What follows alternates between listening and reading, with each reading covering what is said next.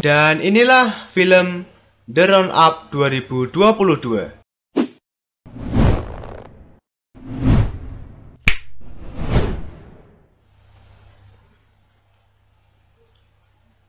Film diawali pada tahun 2008 di Vietnam. Terlihat seorang turis pemuda kaya bernama Choi Yong-gi. Dia tengah melakukan survei untuk membeli sebuah tanah. Namun saat masuk ke mobil, Yong-gi malah diculik oleh seorang kriminal bernama Kang Hae-sang. Tujuan dia menculik Yong-gi adalah untuk meminta uang tebusan pada ayah Yong-gi yang merupakan seorang pengusaha kaya.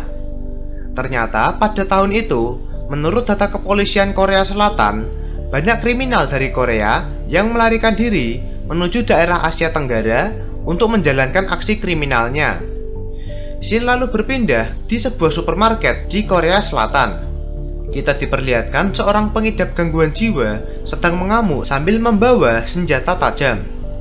Hal itu membuat para polisi pun bingung cara untuk menangkap orang itu. Tak lama, datang polisi lain bernama Ma Sok-do. Melihat kejadian itu, dia memutuskan untuk menangkap orang itu lewat pintu belakang. Namun karena rencananya gagal, dia terpaksa adu pukul dengan orang tersebut.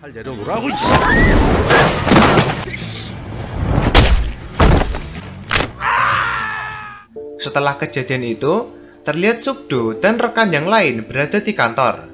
Mereka lalu didatangi kapten bernama John Il-man. Il-man berkata bahwa mereka mendapati informasi mengenai aksi kriminal di Vietnam. Dan karena pelaku berasal dari Korea Selatan, maka mereka harus mengurus masalah ini. Sok-do pun terpilih untuk ikut bersama Il-man menuju Vietnam. Mereka pun sampai di bandara Vietnam. Sayangnya, mereka ditahan kepolisian Vietnam karena dianggap mencurigakan. Untungnya, datang seorang petugas kenalan Il-man yang membantu mereka. Dan setelahnya, mereka pun segera menjalankan misi. Di sana, mereka mendapati banyak data mengenai kasus penculikan di negara itu. Menurut data, penculik akan meminta uang tebusan supaya membiarkan korbannya selamat. Namun kenyataannya, korban tidak pernah kembali terlihat meski uang sudah dikirim. Sok-do dan Il-man lalu mendatangi salah seorang kriminal bernama Jong-hun yang menyerahkan dirinya ke polisi.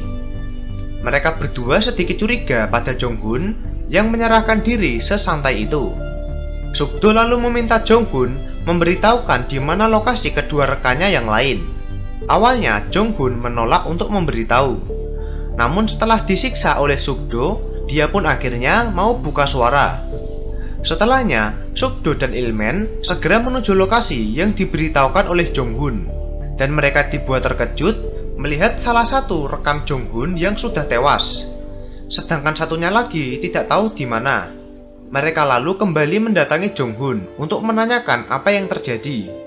Karena takut jika disiksa lagi, Jong-hun pun lalu menjawab bahwa itu semua adalah ulah bosnya yang bernama Hae-sang. Pada saat kejadian penculikan Yong-gi, Yong-gi sempat berhasil kabur dari mobil. Namun usahanya sia-sia karena pada akhirnya dia berhasil tertangkap kembali. Hae-sang yang marah pun tiba-tiba melihat itu, salah satu rekan Jong-hun pun terkejut dan marah atas perbuatan Hae-sang. Mendengar itu, Hae-sang tanpa pikir panjang juga membunuh anak buahnya itu. Dari sini kita tahu bahwa Hae-sang adalah sosok yang sadis dan kejam. Dia lalu membawa kedua jasad orang itu ke suatu lokasi dan menyuruh Jong-hun serta rekannya yang tersisa untuk menggali lubang dan mengubur jasad kedua orang itu. Sebelum mengubur kedua jasad itu, Hae-sang memotong tangan jasad Yong-gi dan mengirimkan ke ayahnya yang bernama Choi Chun-bae untuk meminta tebusan. Jong-hun juga meminta pada Sok-do untuk membawanya pulang ke Korea agar dia bisa aman dari Hae-sang. Berkat informasi dari Jong-hun, Sok-do dan Il-man segera pergi ke lokasi di mana kedua jasad itu dikubur. Dan benar saja, kedua jasad itu ditemukan di sana. Setelah mengurus kedua jasad itu, Sok-do pun menelepon rekannya di Korea untuk mencari tahu siapa sosok Hae-sang sebenarnya. rekannya itu mengatakan bahwa ada kriminal Korea lain di sana yang juga mengincar Haesang. Sukdo pun disarankan untuk mendatangi kriminal itu karena mungkin saja dia tahu sedikit informasi mengenai Haesang. Mendapat informasi itu, Sukdo dan Ilmen segera pergi menuju lokasi di sebuah tempat judi. Di sana, karena dihadang, Sukdo pun terpaksa melawan semua penjahat di sana.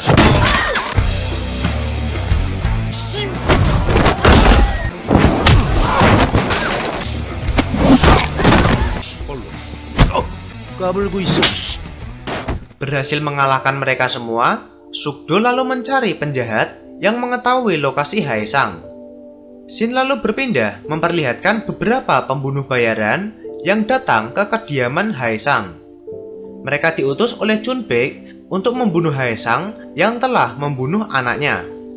Namun mereka hanya menemukan uang hasil kejahatan Haesang di sana. Melihat itu, para pembunuh bayaran segera mengirim uang itu kepada Chunbaek.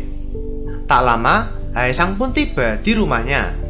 Menyadari ada tamu tak diundang, Haesang pun masuk ke kamar mandi dan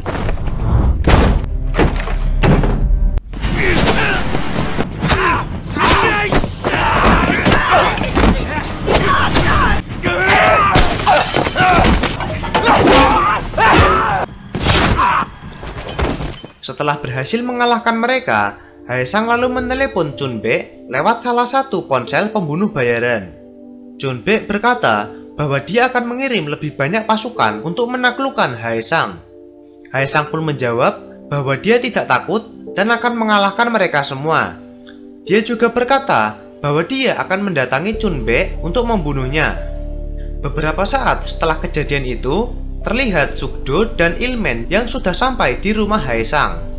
Mereka pun dikejutkan dengan banyaknya mayat di sana. Belum selesai terkejut, tiba-tiba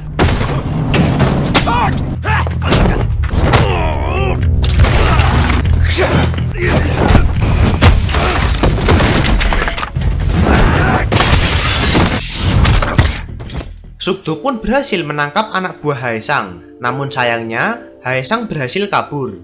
Mereka lalu segera menuju ke rumah sakit untuk mengobati Ilmen dan anak buah Haesang yang terluka.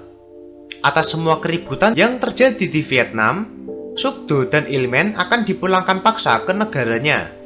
Sebelum pulang ke Korea Selatan, Sukdo menanyakan pada anak buah Haesang yang berhasil tertangkap tadi mengenai kemana Haesang akan pergi. Dia pun menjawab bahwa Haesang akan pergi ke Korea Selatan dengan menaiki kapal secara ilegal. Mendengar itu, Sukdo dan Ilmen segera bergegas naik pesawat pulang ke negaranya. Setelah sampai, mereka lalu mendatangi sebuah tempat untuk bertemu dengan seseorang yang ternyata adalah... Ya, ternyata Jang Isu masih hidup. Jang Isu diminta, atau lebih tepatnya dipaksa, untuk mencari tahu kapal yang akan tiba di pelabuhan Korea Selatan.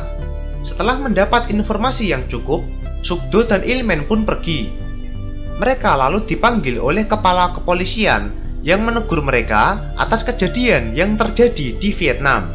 Dia berencana untuk menyerahkan permasalahan itu kepada pihak luar negeri. Untungnya, Ilmen berhasil membujuk Pak Kepala Polisi untuk memperbolehkan mereka menangani kasus ini. Setelahnya, mereka pun pergi ke lokasi upacara pemakaman Yonggi untuk memberikan penghormatan terakhir. Di sana, Sukdo bertemu dengan ibu dari Yonggi yang bernama Kim In Suk yang berterima kasih pada Sukdo karena telah membawa jasad anaknya kembali ke Korea. Selesai dari sana, Sukdo dan rekan-rekan yang lain kembali bertugas mengecek semua CCTV untuk mencari keberadaan Haesang. Scene lalu berpindah memperlihatkan Chunbaek yang masih tidak terima dengan kematian anaknya. Dia memutuskan untuk mengutus lebih banyak pembunuh bayaran untuk membunuh Haesang. Tetapi Haesang juga ternyata sudah mempersiapkan diri dengan menyewa 2 pembunuh bayaran profesional. Keduanya lalu mendatangi gedung pemakaman Yonggi dan bertemu dengan pembunuh bayaran yang disewa oleh Chunbaek. Tanpa pikir panjang, mereka berdua pun membunuh semua sewaan Chunbaek itu. Sedangkan Haesang menyamar menjadi salah satu bodyguard Chunbe dan akhirnya berhasil menangkapnya.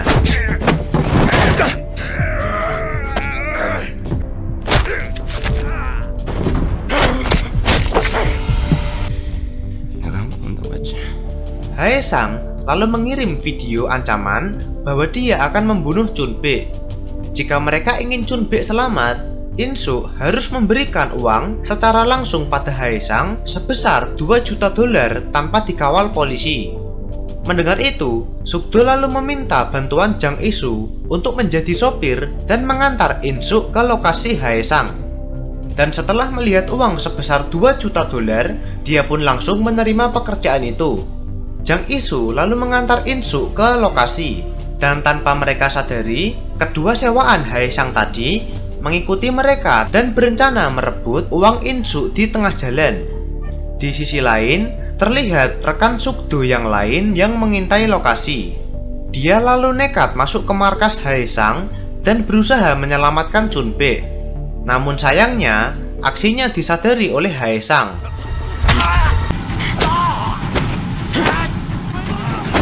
Ketika bala bantuan datang, Haesang pun kabur dengan mobil. Di sisi lain, Jang Isu yang menyadari bahwa dirinya diikuti segera kabur, dan aksi kejar-kejaran pun terjadi.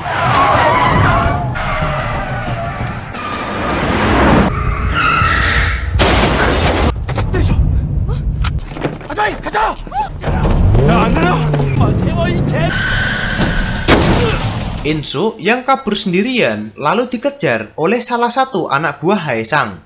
Sedangkan yang lain harus berhadapan dengan polisi yang sudah tiba di sana.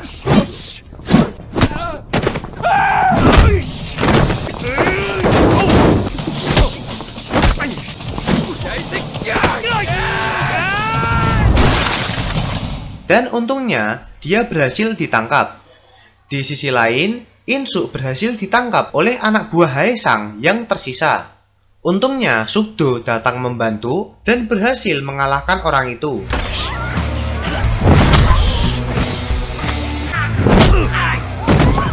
Sedangkan Jang Isu yang dikejar oleh Haesang berhasil kabur dengan taksi.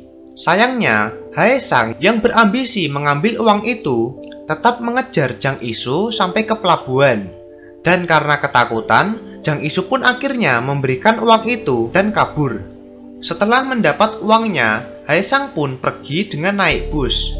Namun Jang Isu yang melihatnya segera menelepon Sukdo.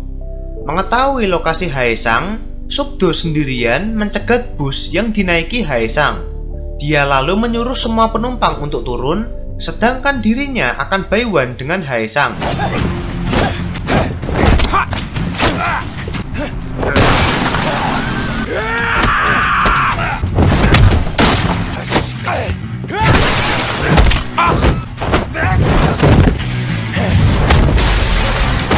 Dengan mudah, Sukdo menghajar Haesang habis-habisan. Saat terpojok, Haesang sempat mengancam bahwa dia akan membunuh semua orang kesayangan Sukdo, termasuk Sukdo sendiri. Belum selesai bicara, Sukdo langsung mengeluarkan pukulan dewanya dan boom! Selesai menghajar habis Haesang, Sukdo lalu menelepon Jang Isu untuk berterima kasih atas bantuannya. Karena tanpa dirinya dan rekan-rekan lain yang siap membantu, kasus ini mungkin tidak akan terselesaikan. Dan film pun tamat. Dan ya, itulah alur cerita untuk film The Roundup 2022. Gimana menurut kalian tentang film satu ini? Atau mungkin kalian punya rekomendasi film yang bisa dibahas di video selanjutnya? Bisa request di komentar.